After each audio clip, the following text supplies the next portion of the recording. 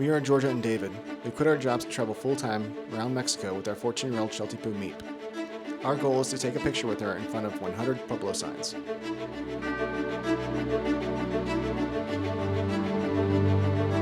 It's about 11 a.m. on a Tuesday, and we are here at the Labyrinth Museum here in San Luis Potosí.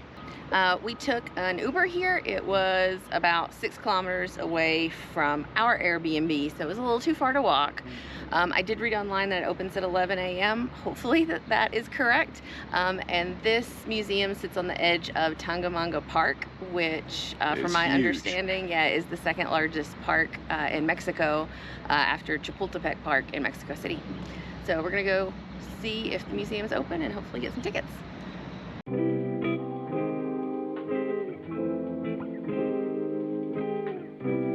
The Labyrinth Museum has a couple of mazes walled with cacti that you can venture through.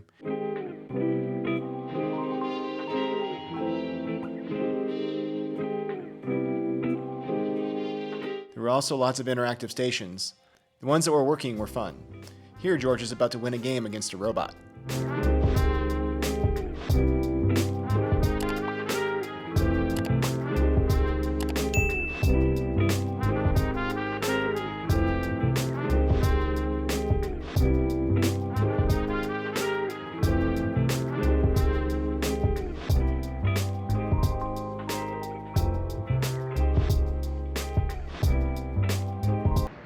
We just finished up in the museum, and I do have to say that it is more of a kids science center.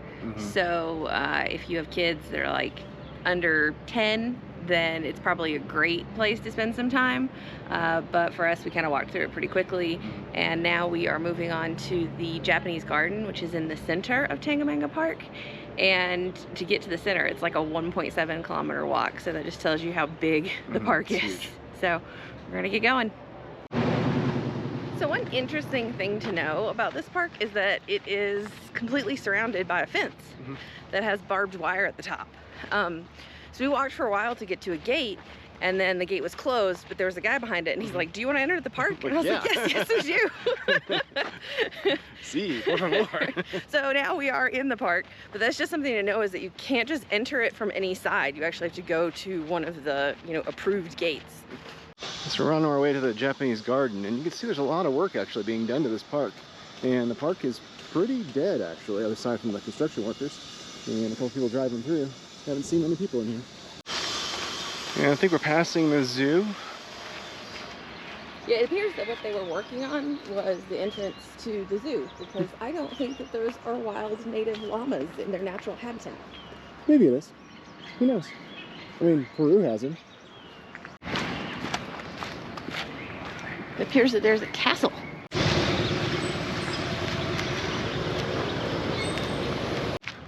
Some old playgrounds and some old playground equipment that kind of reminds me of when I was a kid, but they don't put on playgrounds in the United States anymore.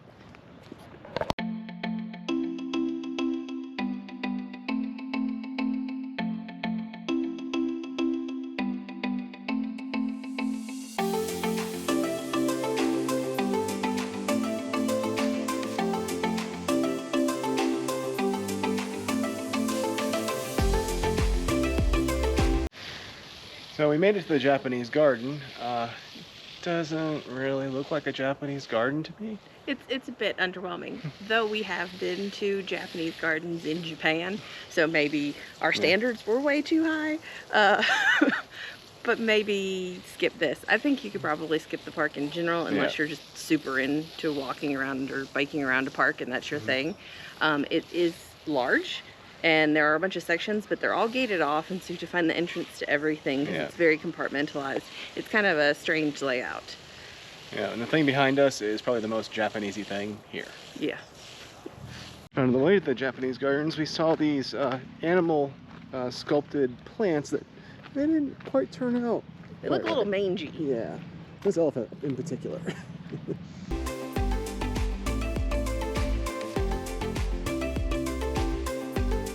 Alright, this area of the very large park is a little more lively.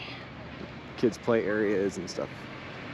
There's also a planetarium if you go down that pathway. Yeah, we are not, though. We are going to go eat. Okay, so I would say that this end of the park is much prettier. So if you look on a map, there's multiple entrances, and I would choose the north entrance, which is kind of the one we're walking towards now, because there isn't much going on at the south entrance.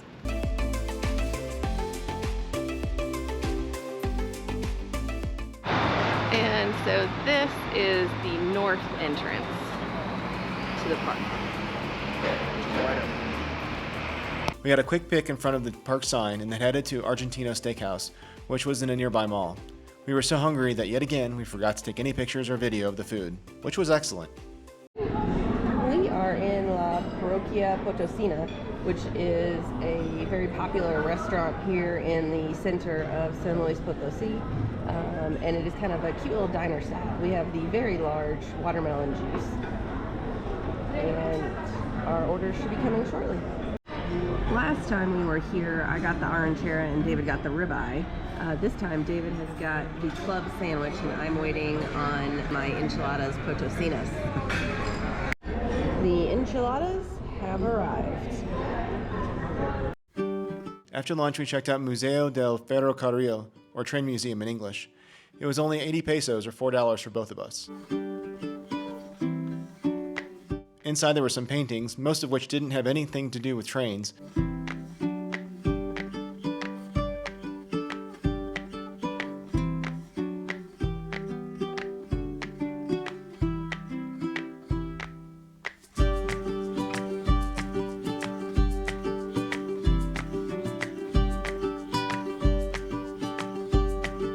Outside were some old train cars you could walk through.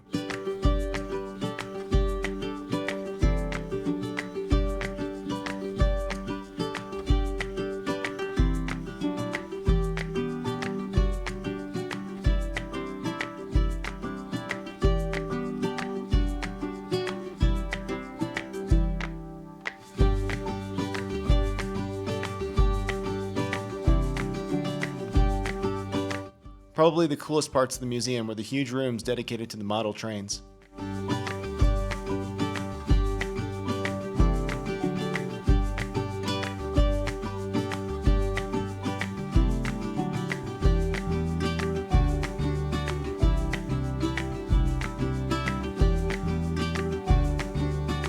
We just got back from the train museum. The building was super cool. It had like a Art Deco kind of Miami feel to it. The exhibits were okay, but they had a couple little model train rooms which were really pretty neat. So I would say it is worth a visit. It isn't the best museum we've seen, but it was good. Several days later. So we are getting ready to leave the house for the first time in 8 days. I had a fever for like 3 days, and I had a cough, and just didn't really want to eat anything. So And then she gave it to me. yeah. So we haven't gone anywhere in a while. We have been depending on Rappi for everything. Rappi is fantastic. It is like Uber Eats and like Instant Cart together, so you can order groceries, you can order things from the store, you can get food delivered, and they just drop stuff right outside your door, so you don't have to have any human contact. But we are ready to go out to eat and to go to the grocery store for ourselves for the first time in a while. So that's one of the things about traveling, is sometimes you get sick. All right, so after our 8 days of quarantine, we're out at our first restaurant, El Mexico de Frida. There's a little parking lot next to the building, so before you get to it, there's a place to park, which is great.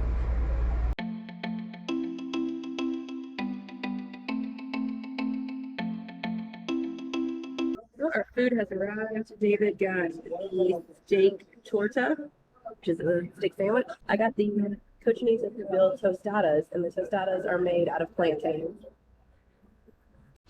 Well, we just finished our meal and it was delicious, and it was very reasonably priced too.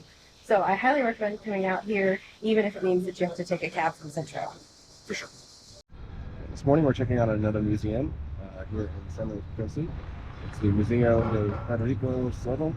Y es esto.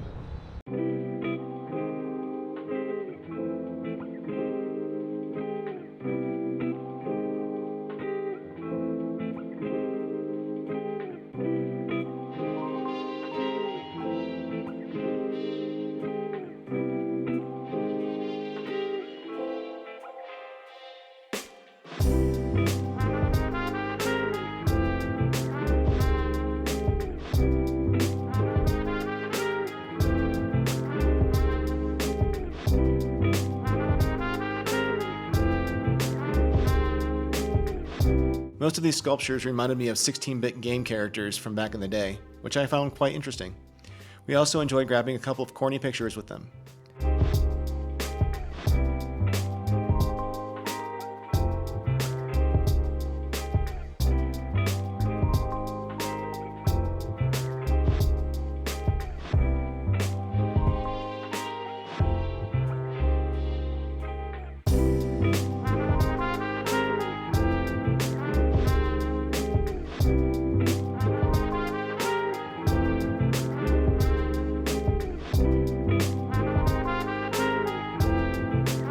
After this museum, we visited a couple more churches before heading to yet another museum.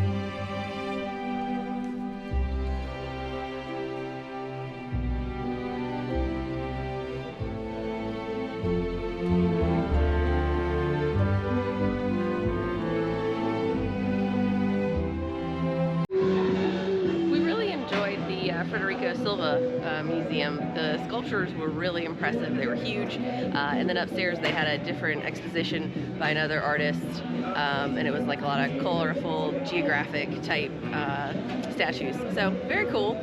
Now we are at the Mask Museum. We visited a Mask Museum in Zacatecas, but now we're checking out the one here in SLP, and the building that it's in is really impressive.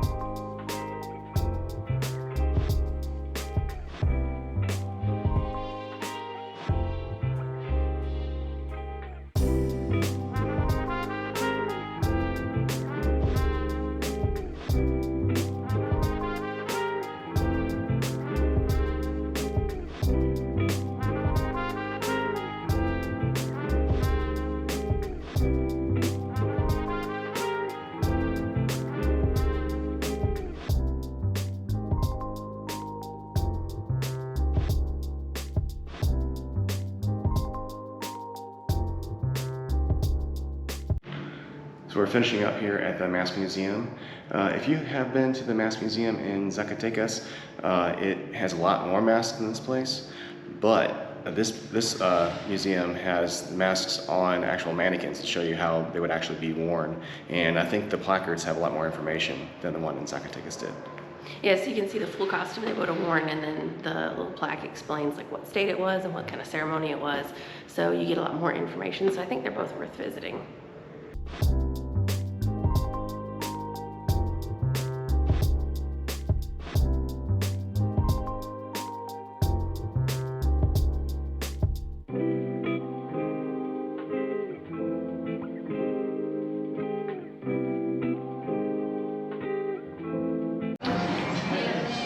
This afternoon we stopped at Doña Blanca's for lunch, and I got the chicken flautas, and David got the flautas de res, which is like a pulled beef, and we both got naranjadas.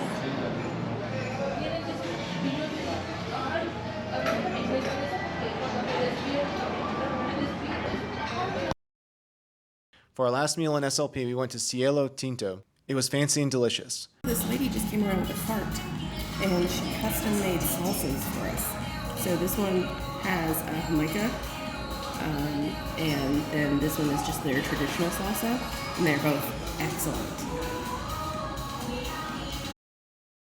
It would have been much cheaper, but I accidentally ordered $15 margaritas. So you can see we had covered parking behind a gate, a little gated community. When you first come in the door, there's a little half bath down here. And then there's an office, which we set up our workout equipment in. And then the coolest part is this living room with ridiculously high ceilings. A very comfortable couch, big screen TV, and then you can see very large kitchen, dining area. And then out through this door, there's actually a washer dryer, which was awesome. And through this door off the kitchen, you can see there's a great little patio courtyard. There's a little table and chairs there, as well as a grill, which we didn't use, but it was nice having that space. The grass was artificial though, so meat did not appreciate that. And as we go up the stairs, straight ahead is the master bedroom, which has an air conditioning unit, which we didn't really need because it gets down to 60 at night this time of year. King size bed that was very comfortable. Little area for me to do my makeup. A little outdoor patio we never used. A huge jacuzzi bathtub, which I used a bunch of times, especially when I was sick. Double sinks, little shower, and tons of closet and storage space. Down the hall, you can see down into the living room. And this is the bathroom that David showered in because the shower was better here. And then this is the room where we charged all our electronics. And lastly, there's a little kid's bedroom that we did not use at all. For a fancy dinner out, try La Historica, which is also dog friendly. You could also try out Picanha, which is a Brazilian steakhouse that we actually visited 3 times but never recorded anything. For a mid-range restaurant, we highly suggest Queen Mama's for the best pizza we've had so far in Mexico. And La Parroquia Potosina. For wallet-friendly restaurants, we suggest Café Cortao and Doña Blanca. For a night out with drinks, we suggest La Oruga y la Sabata. They have a great rooftop terrace. Our favorite museums were the Museo Lenora Carrington and Museo Frederico Silva. Our favorite day trips were Cerro de San Pedro, which is also a Pueblo Fantasma, and also the Ecoparque Crater Encantado. Our biggest expense was that luxury Airbnb. It cost $2,506 for 28 nights. We spent $106 on transportation, $117 on entertainment, just $98 at bars, and $1,276 at restaurants. Our grocery tab was a bit higher this month thanks to our 8 days of quarantine at $447, which is spent mostly Rappi deliveries. Utilities came in at $20, which was a recharge of both of our Telcels. Personal care, $281. And that brings our grand total to $4,851, or $173 a day. Very similar to our spend in Zacatecas, which was $171 a day, and quite a bit cheaper than San Miguel de Allende at $207 a day, and Saltillo remains our lowest cost destination at $127 a day. If you liked this video or found it helpful, please like and subscribe, and of course leave any comments or questions down below.